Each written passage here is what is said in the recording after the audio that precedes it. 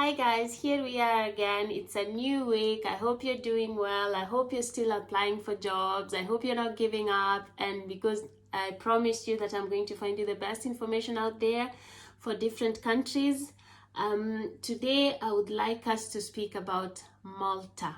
I know you're probably crazy applying for jobs in Canada, like I had suggested before.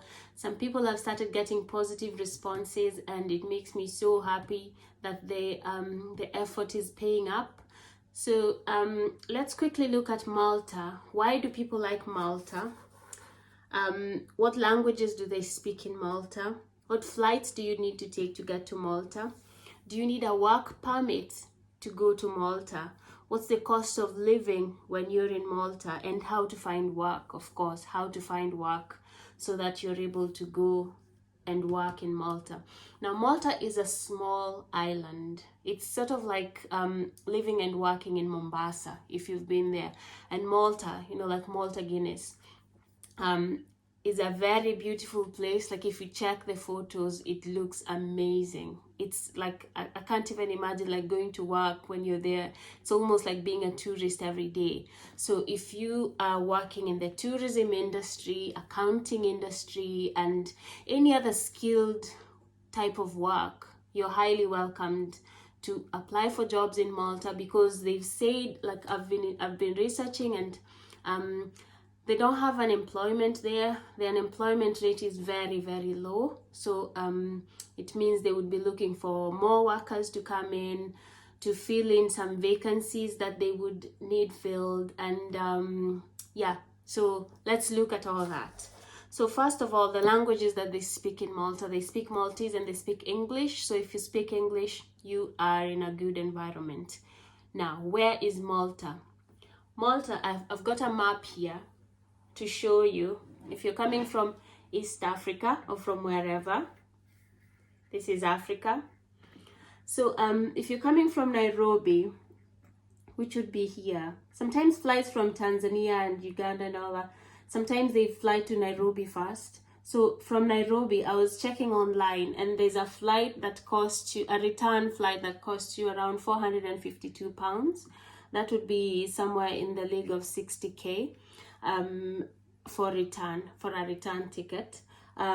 You would fly from Nairobi to Istanbul, which is Turkey, up here, and then to Malta. So Malta is somewhere in the middle here, just up north of Africa. It's near Italy, Sicily. There's Valletta, which is the main sort of like city in Malta. It's near the Mediterranean Sea. So if you're looking to be a tourist when you're there, you can go to Greece, Athens. It's very close to these countries. It's near Tunisia, Libya, Egypt. A very small island up here. So from Nairobi to Malta, it's not very far. You can always go back home if you feel a bit homesick. So we've spoken about the languages. We've spoken about the flights. Now, work permit. For you to work in Malta, you'll need something called a single work permit. Now, your single work permit is applied for by your employer. As I speak, I'm looking at the place where I found that information. There's so much information from people who actually work in Malta. You're called an expert once you go and work outside your country. So there's a single permit. It's applied for by the employer and it's valid for 1 year, but you can extend it. Now, I've had a look at jobs and I've seen quite a few for anyone who would be interested in applying for a job in Malta. I would encourage you to apply. If you have a dream of working abroad, I would encourage you to apply for jobs in Malta. Now, what about the cost of living in Malta? So just like Mombasa, if you've gone to Mombasa, you've seen the lifestyle, laid back, very warm, sort of Mediterranean type of weather. People are just so chilled. You just enjoy the breeze from the sea. So the cost of living, there are some apartments, fully furnished 2-bedroom apartments, walking distance from the sea, that would be up to like $550 a month. Now that's fully furnished, everything given. And when you're applying for your job, remember you can negotiate with your employer on the terms of the contract, what they give you. So these are some of the things that you can agree on. And let's say, for example, don't be afraid to ask. Don't be afraid to ask. Once they've replied to you and they've asked you, like, when can you start, and they've given you an interview, don't be afraid to ask, what am I oh, bye. See you. Yeah, that's my husband living there. Yeah, so ask them, can I please get 2 months rent paid? Can I get my flight paid? Don't be afraid to ask. They will reply to you, and if you're valuable, they're going to do it for you. Can I get three months paid? Can I get 6 months paid? Don't be afraid to ask, but still make sure that you've got something yourself, so that when you go out there, you're not all just left out, you know, like you're not like out of pocket.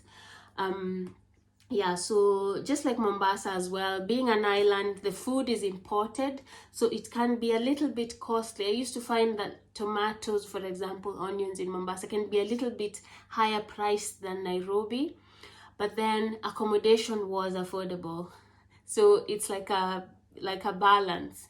So once you think of going out there, these are things that you have to keep in mind. And of course, there are ways to go around this. You can have a bit of fast food here and there. You can find ways to make it economical for you in terms of cooking. So we've spoken about the flights, the work permit, the cost of living.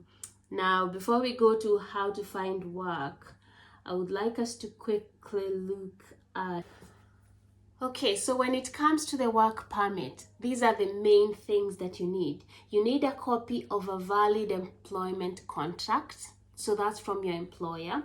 You'll need private medical insurance policy that provides coverage for 12 months. So you'll need to go to an insurance company and get covered. You can look for the most affordable cover for 12 months. Covering letter from the prospective employer. So your employer should give you a cover letter and a contract. Position description signed by the employer. Your employer should sign it and state exactly what you're going to do. A signed CV showing work experience of at least 3 years.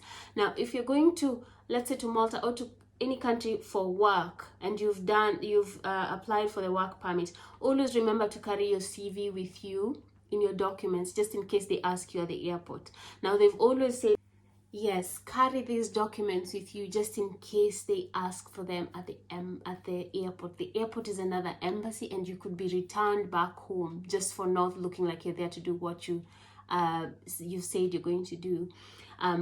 Yeah, so don't speak to everyone very politely, and state your purpose of visit and show them the documents if they ask for them. So if you're still interested, let's go into my laptop and let's have a look at some of the best websites to find jobs in Malta, so you can start applying and hopefully you get a positive response from your employer.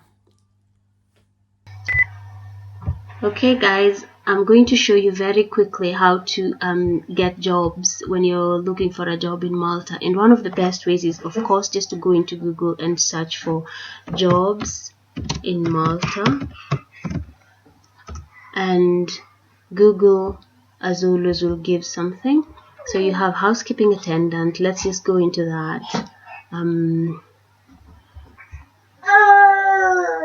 Remember, if it's a job that's posted by an agent, as long as they're asking you for money, you should probably try and avoid it and look for one that you can apply directly with the company that's hiring. So that this one is housekeeping attendant, apply on jobs in Malta, and Hilton Malta is looking to recruit housekeeping attendants to join the dynamic housekeeping team on a part-time basis. As a housekeeping attendant, you'll be responsible for, so you'll need to read all that, and then you can apply. You can show the full description here, and they will take you to apply for that job. And then the second way is, there's this website that's called Working in Malta. No, it's not this one. It's Jobs in Malta. So Jobs in Malta has a few, and when I checked it at first, I had already gone into it just to make it easier when I explain on the video so that it's not too long. I found a few of them that are advertised on the website called Jobs in Malta. So like for example, these are the featured jobs: assistant designer, customer education manager. But for example, let me put in cleaner here. So there are 2 cleaner jobs in Malta currently. They're full-time.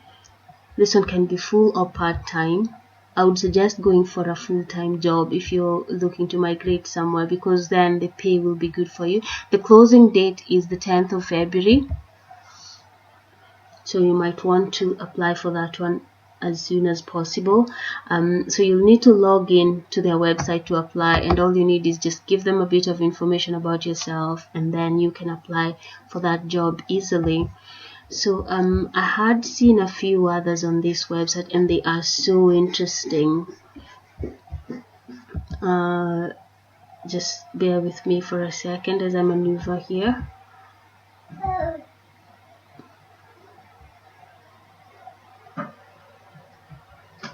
So there are 120 accounting jobs, 51 sales and business development. My daughter's trying to help as well. Supply chain and warehousing jobs, skilled work jobs, administrative, hospitality and leisure. So let's just look at the hospitality jobs. There's the sous chef, groups executive, chief operations manager, sales and marketing manager. Remember I had said if you're a manager, you can get your visa fast track to 5 days. Housekeeping associate. So there are quite a few that you can look at, and as usual, go through the description of the job, see what they need, and then be what they need. There's the reservation, yeah, for you who's worked in the tourism industry. Let's look at the skilled work jobs. So there's that, shift technician, bus driver. Some people have been asking me about bus driving. Let's just go into that. One of our clients, a leader with the shipping, transport and logistics industry in Malta, is looking to recruit a bus driver to join their team on a full-time basis. So those are the responsibilities, basic requirements. You need to be able to speak English. Your skills, you should be meticulous with a keen eye for detail. So if you fit that description, go into jobsinmalta.com and get to applying for that job. We are not discriminating where we are applying for jobs. As long as we get a reply, or we get 2 or 3 replies, then you can choose the country of destination that you want to go to. There's a job for a plumber. Yeah, you should be meticulous. You should have 3+ years experience in firefighting installation. So you might need to know that or put that in your CV with regards to the requirements. You must be willing to work in a multicultural team, be willing to work on high buildings and not afraid of heights. What is it, my sweetheart? Here you go. Family. Here you go. Yeah. I should keep it there. Yeah, so I hope that's helping you. The third one, of course, is this one called Career Jet. So you just go and search for Career Jet Malta, and so what I had done before is I had gone into the work permit jobs in Malta on Career Jet. So see, like there's restaurant cleaner to work, senior Java software engineer, online sports trader, human resource officer, excuse me, payments and payroll officer. So let's look for a cleaner job, right? Because we had said we're going to try and look for the best jobs for people who probably, yeah. So let's see. So this one is a cleaner job, cleaning in construction areas. So you need to know that you'll be working with people in construction, like around a mjengo. No education and language profile. So that one, if you're not educated or you don't have these are the people that have been seeing that if I could help you find a job. Yeah, so you'll be working full day, you'll be on a contract. Competencies, occupation experience, months. you don't need a driver's license. The vacancy does not require any driving license. Apply for the vacancy. You must be logged in to apply to this vacancy. So you'll just go here, you'll click on apply now, and then you should be able to, you can also post your CV on CareerJet. The third one is learnforgood.com. You just go into that and then you can search for jobs. So here I had already searched for warehouse. Let me see, let me search for customer service, because that's my area of expertise. So that's what I've done. So customer service, there's one job that's a waitress job. It's a full-time.